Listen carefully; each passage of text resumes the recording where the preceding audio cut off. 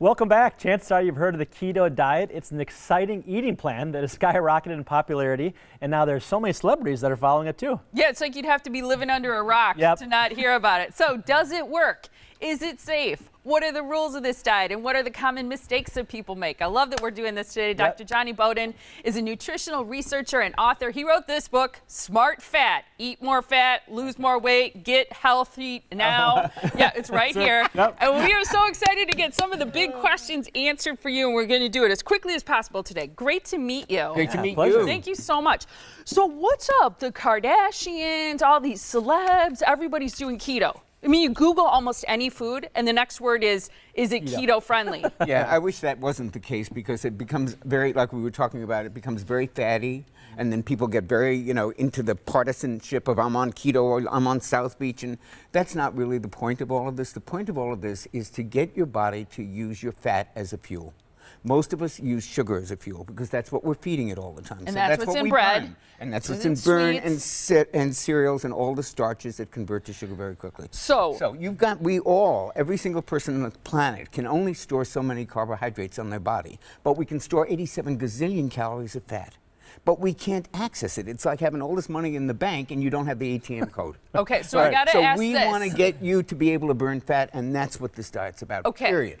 Tell us how. How do you get your body to burn the fat? You stop feeding it the sugar and you start feeding it the thing you want it to burn, which is fat.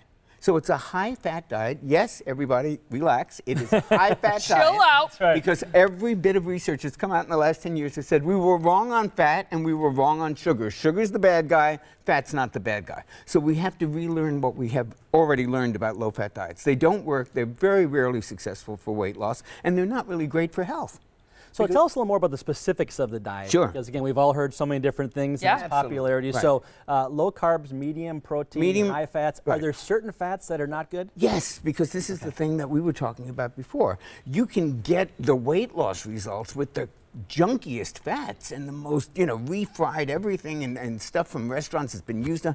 But that's not the health benefits you're going to get, right? So you want to also make sure you use the right fats. And that includes many that we have always demonized as being bad for us, like certain saturated fats. Palm oil being a perfect example. We know about olive oil. We're beginning to learn about coconut oil. But palm oil, everybody says, oh no, palm oil is a great oil. What about butter?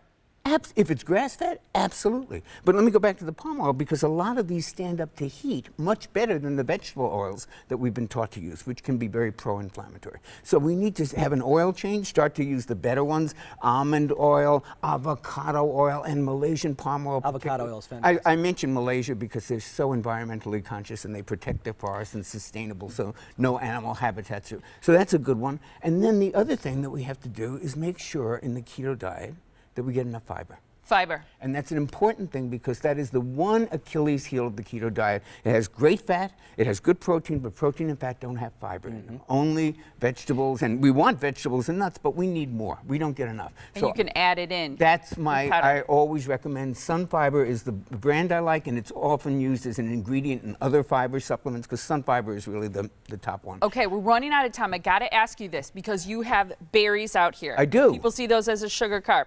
You've got root vegetables. I do. Carrots. Yes. People are going to say, whoa, that's a starch. Okay, so here's what I was telling you. I had a professor once who used to say, nobody ever got diabetic on peas and carrots. You don't need to worry that much about these few carbs that are in berries. What we want to do here is not create an obsession for people, like counting every single gram of carbohydrates, but to think more in terms of more fat, less carbohydrates, less processed foods, and a moderate amount of protein, because that is what will get your metabolism working best. You're so sensible. I like meeting you. This is awesome. And here's his book.